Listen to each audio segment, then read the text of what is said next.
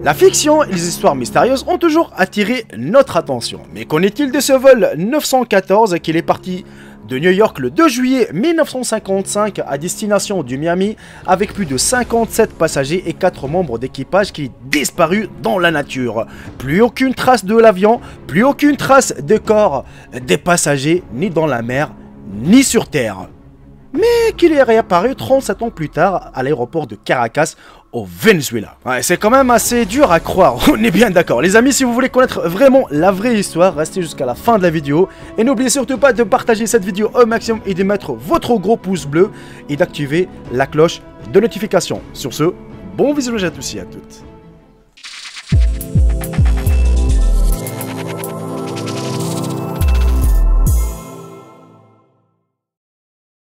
Cette histoire incroyable a commencé le 2 juillet 1955, alors que le vol 914 devait décoller de son aéroport de New York.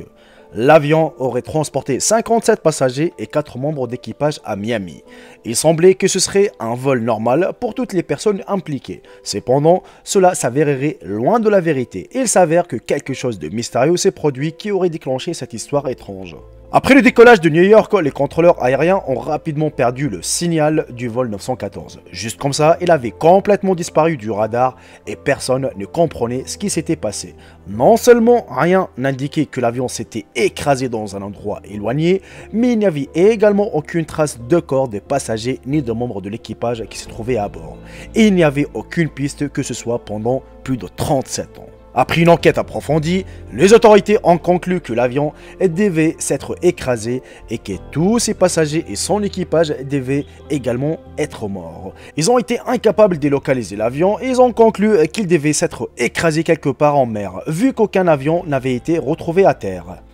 En conséquence, la compagnie aérienne a indemnisé toutes les familles de toutes les personnes impliquées avec des prestations de décès. Cependant, ces familles étaient en attente des nouvelles choquantes 37 ans plus tard. Après ces 37 ans, il s'est passé quelque chose de vraiment remarquable. C'était le 9 septembre 1992 et le décor de notre scène incroyable était un aéroport de la capitale du Venezuela, au Caracas.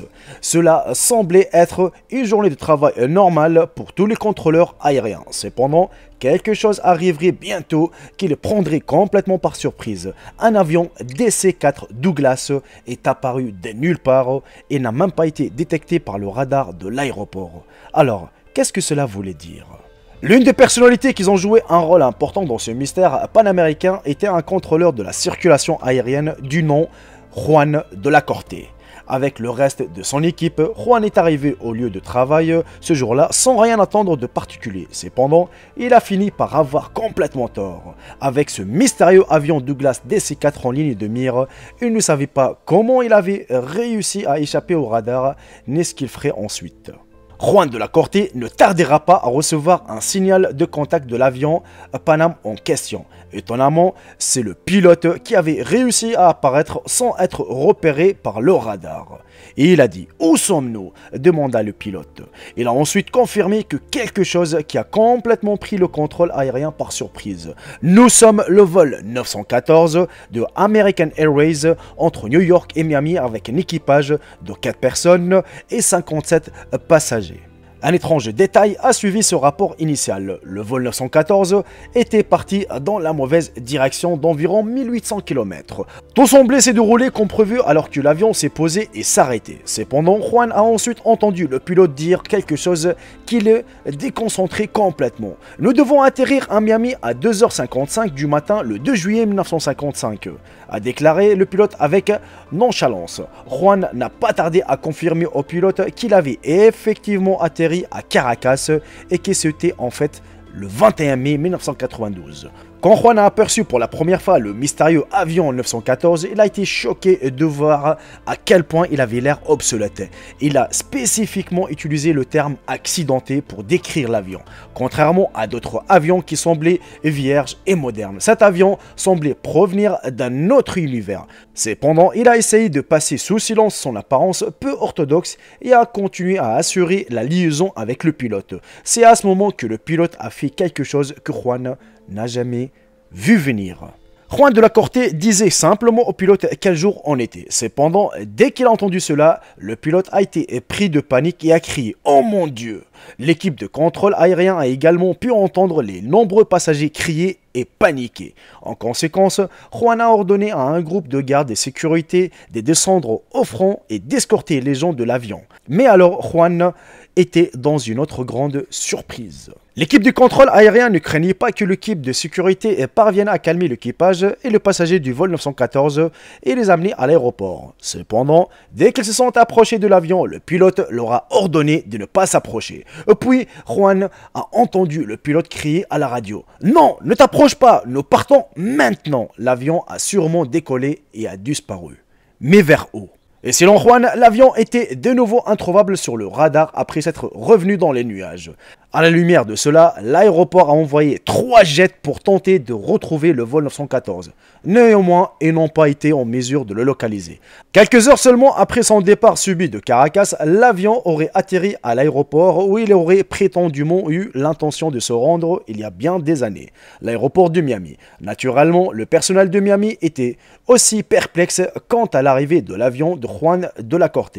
À son arrivée, le personnel a vérifié le Black Office et a appris que le même avion avait déjà décollé à New York le 2 juillet 1955.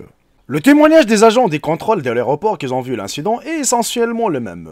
Mais l'argument décisif est le petit calendrier de l'an 1955 que le pilote a lancé sur la piste quelques secondes avant le décollage et la disparition du vol 914. Et une des théories présentées était que le triangle de Bermude avait quelque chose à voir avec la mystérieuse disparition de l'avion. Au cours des 70 dernières années, un certain nombre d'avions ont fait l'objet d'incidents attribués au triangle des Bermudes. Étendu d'eau notoire dans l'océan Atlantique, le triangle des Bermudes aurait revendiqué de nombreux avions au fil des ans. Et le plus récent a eu lieu en 2017. Cependant, les enquêteurs ont minimisé le rôle du triangle des Bermudes après avoir joué un rôle dans la disparition du vol 914.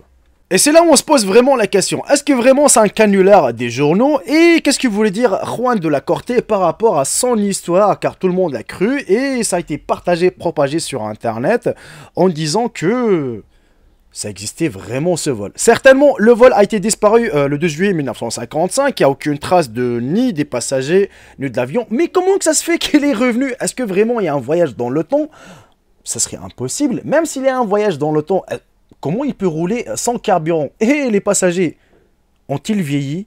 Et qu'est-ce qu'ils ont mangé justement pendant ces 37 ans? C'est toute une histoire, mais moi franchement je ne crois pas à cette histoire. Enfin, personnellement, je crois que c'est un canular, mais ça a été partagé. Même le ministre de l'aviation en Venezuela, il a cru à cette histoire.